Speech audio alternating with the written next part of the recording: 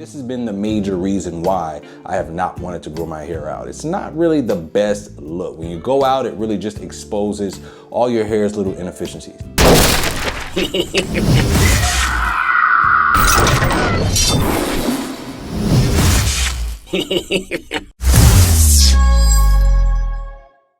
What's good, you guys? This is TP Locks bringing you guys another Minoxidil update today. Now I'm gonna show you guys a little bit of my growth and show you guys applying the Minoxidil as usual. Okay, so let's get right into it. Look right now and see that your boy is dealing with a little bit of the Vegeta action. I'll get you guys a little closer here. You can see that these corners are absolutely lighter.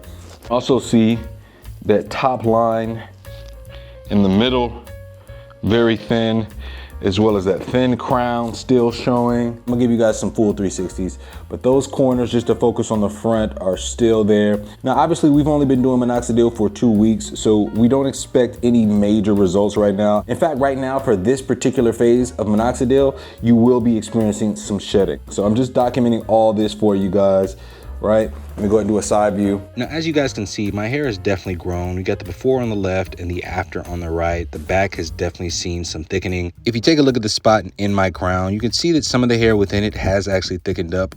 I'm not getting my hopes up though, because again, we are in that shedding phase of Minoxidil. I'm not really expecting too much growth, but the hair is still thickening up, which is a good sign. So as you can see, my hair is facked up, okay? One thing you'll note is that my hair was not combed, right? Combing my hair doesn't really change much. Anytime you got like a 4C hair texture, your hair can get a little bit of that beady bead action.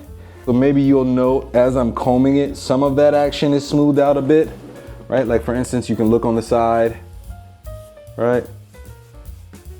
And some of that beady bead action is smoothing out just a little bit. But even with that beady bead action smoothed out, you can see it just reveals those spots even more, right? I'll give you guys a back view behind the beady beads from the back.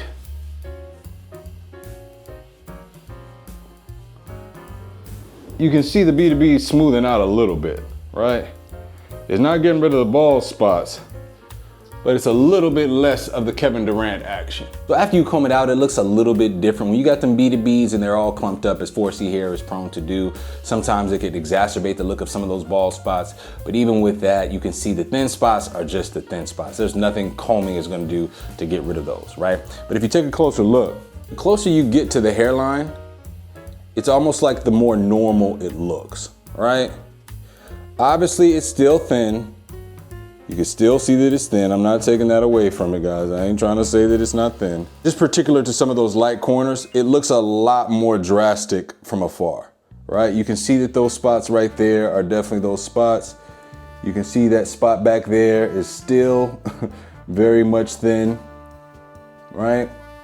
But as that hair grows, and not just as a result of the Minoxidil, as that hair grows, a lot of this is gonna be covered up, right?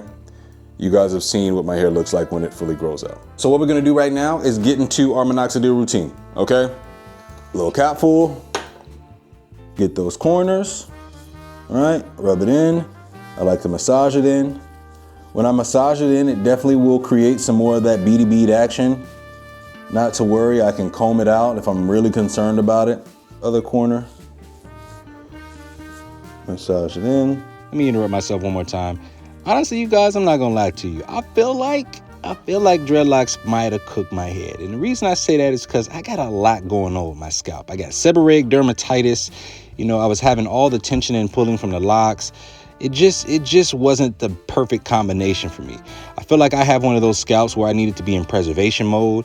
And for a scalp like mine, locks just isn't gonna do. Now, I don't think locks cause this stuff for every single person, but if you got these sorts of scalp conditions and you're prone to stress because of your lifestyle, working in corporate America, you got a young family, man, trying to provide for them, you better watch out. I don't want this to be you. Now, that's pretty much it, you guys. There's not really much to it, but as you can see, this is what makes growing your hair out very, very difficult, especially when you got thin patches. At this length, it is not flattering at all. In fact, it'll probably take me another month or so before my hair is full enough for me to really, really like it. If I want to stay at bay right now, I can go and get like, you know, some little tapers and stuff like that to maybe give myself a little bit more aesthetic. I can also utilize fibers to help fill in some of these thin spots.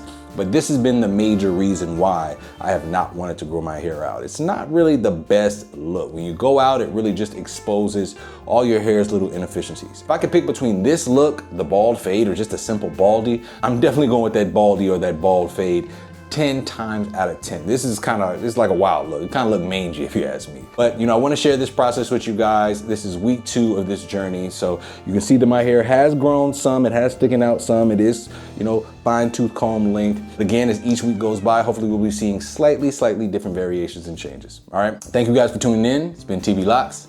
Peace.